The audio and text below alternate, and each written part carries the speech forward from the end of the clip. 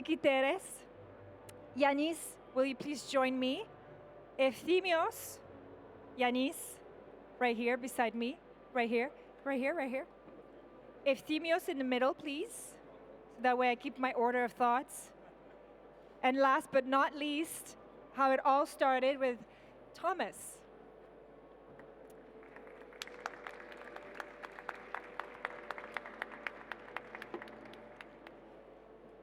I met Thomas last fall when I was on a business trip that I thought was going to lead to nothing. And it turns out, I've discovered and uncovered something that has blown my mind. I'm going to try to not butcher the introduction, but you will correct me, Yanis, if I say something wrong. Please all take a microphone. There was a boat that was found in the deep seas. Yes, wrecked. That's right. And it's from the 2nd century before Christ. The cargo of the ship. The cargo of the ship is from the 2nd century. The ship sank about 60 to 70 years before Christ. 60 to 70 years before Christ. I love that we're talking about Christ since yesterday was Palm Sunday. And this was found in the 1900? 1900 by sponge divers. That's right. Yes. And there was no tools, I guess, then to really explore properly this part of the Mediterranean, which I've learned a few days ago that Yanis said very justly that the Mediterranean is the largest museum of the world. Oh, yes. So apparently there's way more of these shipwrecks with incredible things. So first the ship, then once they had the ability to explore, they found what is considered the first computer known to men. Yes, but nobody knew it at the time. Nobody knew it at the time. It is now safely in a museum in Athens, which Efthymios is going to be the one talking about this. And it's also a project that Thomas is part of because obviously, as you can imagine, finding such a shipwreck, exploring such a shipwreck requires quite a bit of organization and funding. So Yanis, you're going to start and tell us what's your role in this incredible project, and you're going to tell your full name and title. You will do it better than me. Yanis Bitsakis. So I was trained as a physicist and then historian of science. And I came into this story by chance, I think. So this ship which sank near the island of Antikythera. Antikythera is a very tiny island in Greece, between Peloponnesus and Crete. And it's right in the middle of the way from east to west. And there are hundreds of shipwrecks there. Very bad winds. It's not very hospitable. And in fact, 20 people live on this island.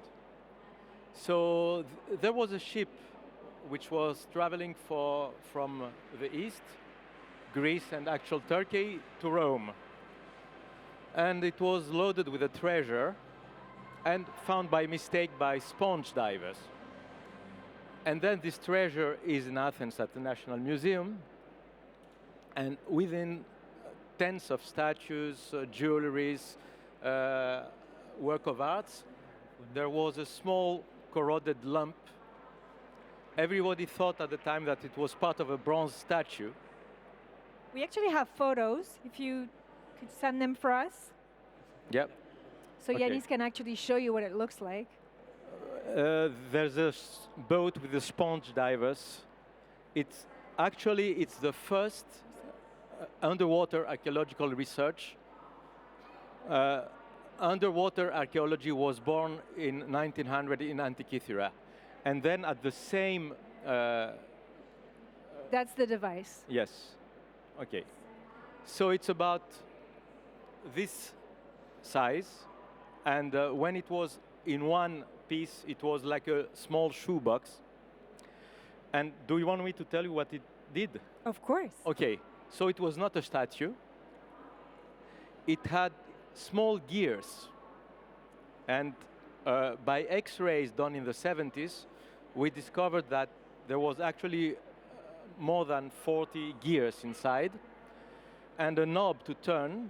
And it was actually a miniaturization of the cosmos, a small planetarium you could choose the date, and you saw that the stars with like where was the sun, the moon, whether there were eclipses or not, and the position of the planets.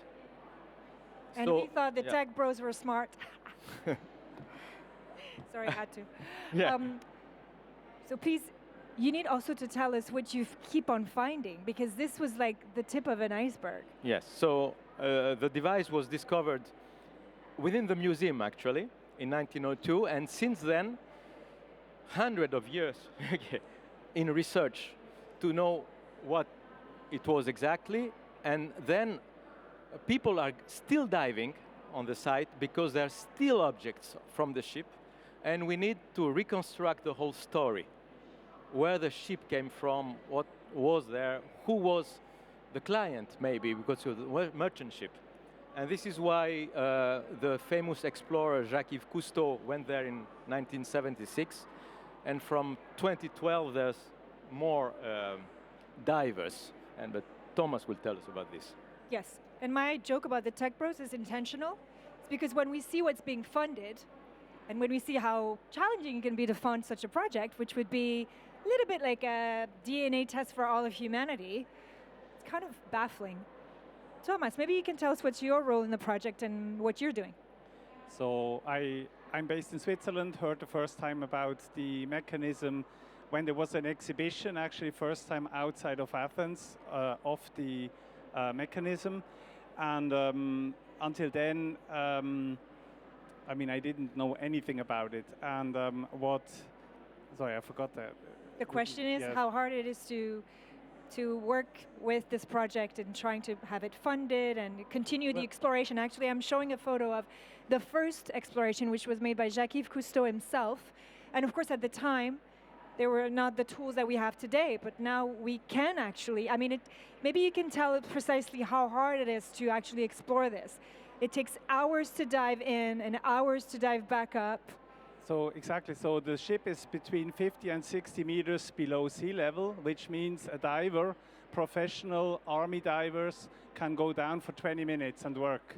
But it takes 4 to 5 hours to do the whole dive for security reasons, etc. Communicating between the teams, there is 10 to 20 divers who do 1, max 2 dives a day. Needs to be very thoroughly planned. And many of the professionals have been there for the last 10 years, going down again and again. And for them, it's a passion, it's friendship, and every year there is some new discoveries. Thanks to technology, of course, and the DNA and all the laboratory analysis. Every year there is like new things coming out. For me, as a non-archaeologist, maybe an Indiana Jones fan, for me it's like, yo, why don't you go down, get that stuff up, and you know, move on? And the head archaeologist from University of Geneva said, you know, it doesn't matter who brings it out or up. What matters is that we bring it up safely, and if it's not me, it's maybe the next generation, because it's been down there for 2,000 years.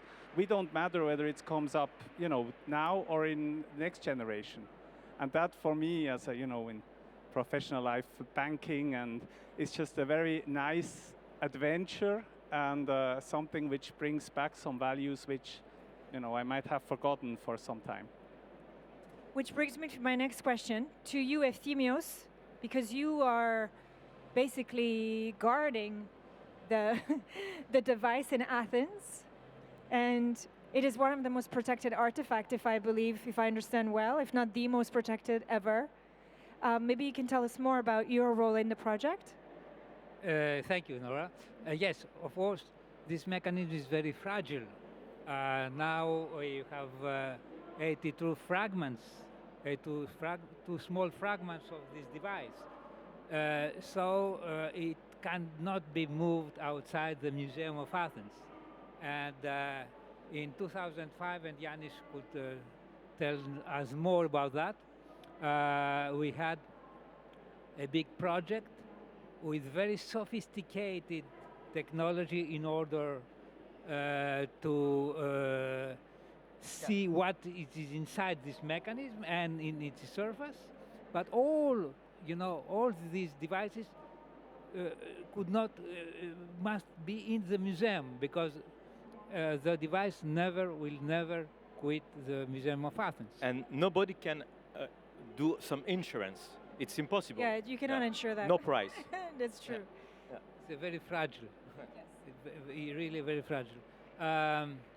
And what Yanis told, and I would say a few words on this, it is that this research now is more than 100 years, Yep. We are generation of researchers study the mechanism from 1902 until today.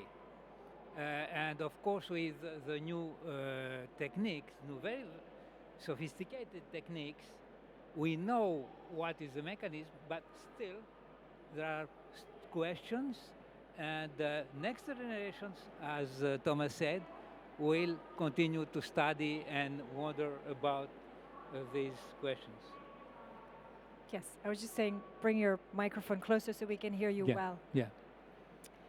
It's a very good point that you bring up, because with the latest technology, you have been able to find more things, which gets me all excited. So tell us more about the bones in the olive pit. First, the mechanism itself was studied, scanned, X-ray scanned, with 12 tons of devices that came from England to the museum. And then we discovered something that wasn't visible, that engraved was a full manual of the mechanism within the bronze plaques of the mechanism, which meant that the guy who designed and constructed it wanted the knowledge to last. Mm-hmm. Okay. Then we still read knowledge within the shipwreck itself, and one part is the DNA analysis of human remains and food that was found on the boat. So it's very rare. We think that the ship sank very rapidly and people were trapped inside. Yes, we even consider the tsunami, or maybe we don't know, or earthquake. Or an earthquake. And it's very rare to find people within so ancient shipwrecks, 2,000 years old. And the DNA analysis is done in Crete at the ancient DNA lab, and we do know now that some of the passengers came for Middle East. So, which is the story? There's a merchant ship from Eastern Mediterranean to Rome, with people from Middle East, with a cargo which is a treasure, and a very sophisticated mechanism. So it's still a mystery, and we have to know the context to reconstruct the whole story. Yes. So that's what I said. It's like a little bit of a DNA for humanity. Like, who were we then? What were we doing? Like, why did we have this? How were we using it? Mm-hmm. I think it's a fascinating project, and I love that it really fits into the environmental intelligence project itself, because it shows that it takes time, it takes humility. You spoke about it also, Nicolas. It takes humility to work the soil, and it also takes humility to look back. Mm-hmm. But the intelligence comes from using intelligently the tools that we have now to understand where we come from and how we lived then. Like, what type of intelligence did they have that they were using this device to navigate? Have you seen the last Indiana Jones? Yes, of course, we talked about that. Well, it features the mechanism, yes. It features the mechanism. And so Indiana Jones used it for time traveling, which is a very nice idea indeed. So maybe it was a time traveling device. Thomas, you have something to say.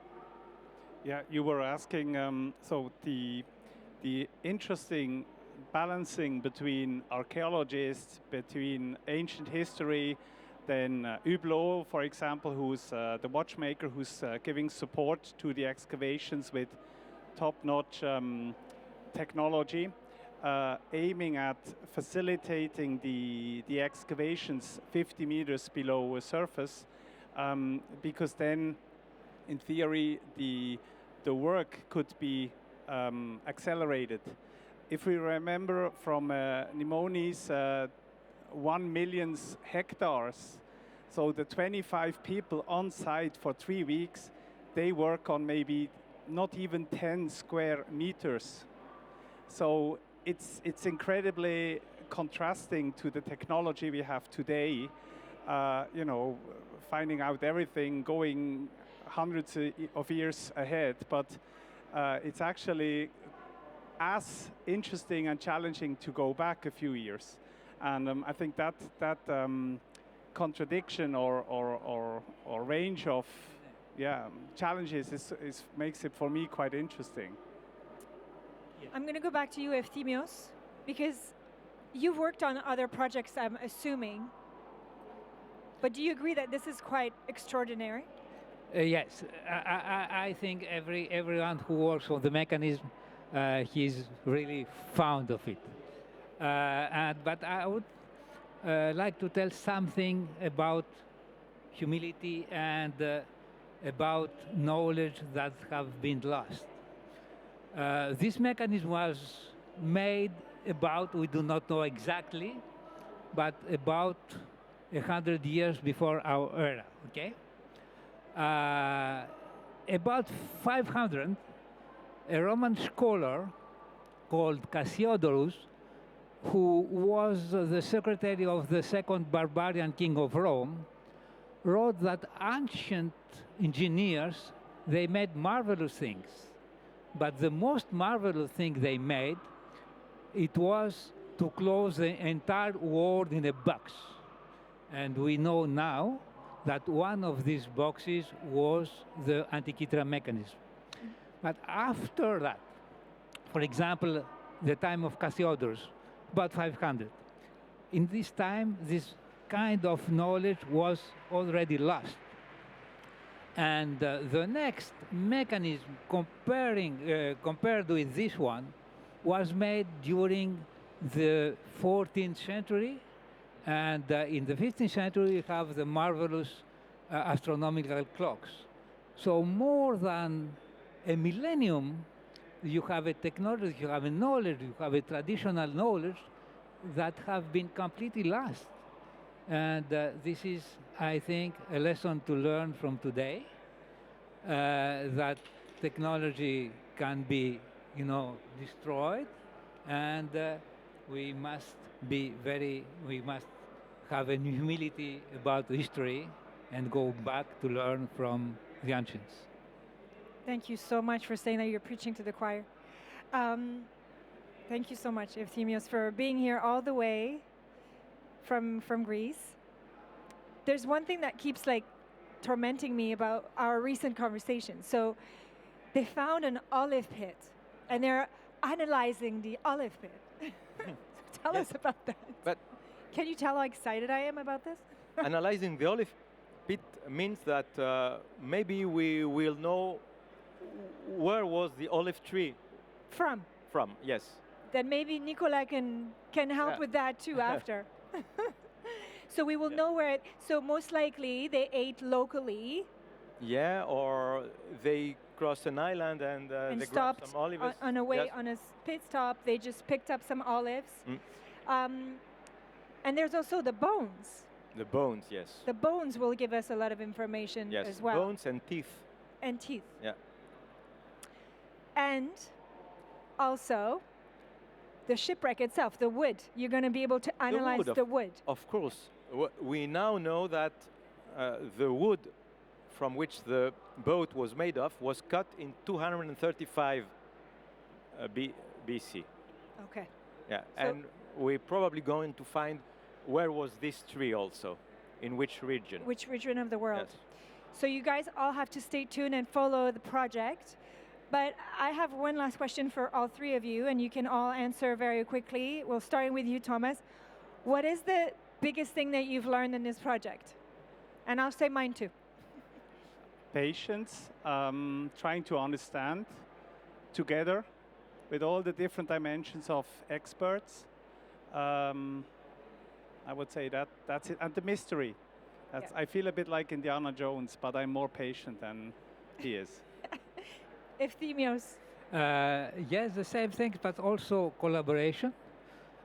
Because in order to study such an object, you must collaborate with people from different, specialities, and to learn from them, and also to never be sure about your ideas. Yeah, same thing, of course, but also a magic connection with our ancestors. Yes. Yeah. Yes, yes, yes. When you read for the first time a engraved text which came out of the water and was lost for 2,000 years, it's something absolutely. Something else. Yes. And you work on so many other things too, on the scriptures we talked about, like you've become my best friend. I'm such a nerd, but what I've learned is that the impermanence, like we think we're here, we're doing all of this, and we live so much within our own circle, right? And we think we're building something, but I really truly believe that collective legacy is the only legacy we have. So that we are together hearing and talking about something that is far beyond our timelines is fascinating. And I just would love for you to come back in a few years and say, actually, it is a time travel machine. Maybe it is. But yes, I think the humility of knowing that whatever we're working on is only a small part of a much larger collective project. Yep. And that's what we're trying to do at ChangeNOW, to be part of a much larger project. Thank you so much.